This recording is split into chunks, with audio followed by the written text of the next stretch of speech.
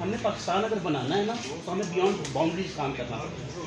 مین چیز یہ ہے, آپ ہمیں کہہ رہے ہیں جی صافی آپ ہمارا ساتھ دیں.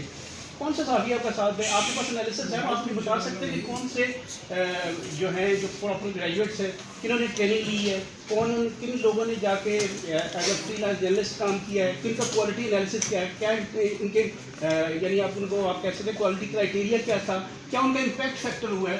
میرا نہیں خیال ہے کہ آپ کچھ بھی بتا سکتے ہیں.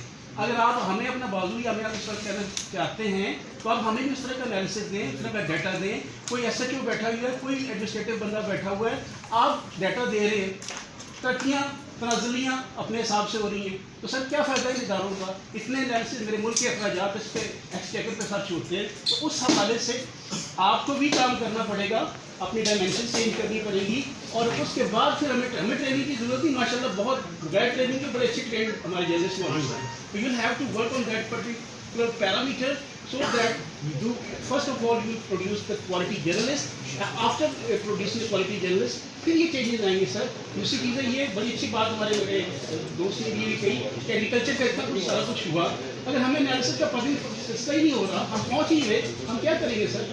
اس حوالے سے اگر آپ کی کوئی ہے تو ہمیں پروگریسو چیزیں بتائیں, ہم سے ان پٹس لیں, اور اس کے بعد اپنے کو بھی ٹھیک کریں, ہمیں بھی ٹھیک کریں, اور پورے پاکستان کو ٹھیک کرنے میں ہماری مدد کریں.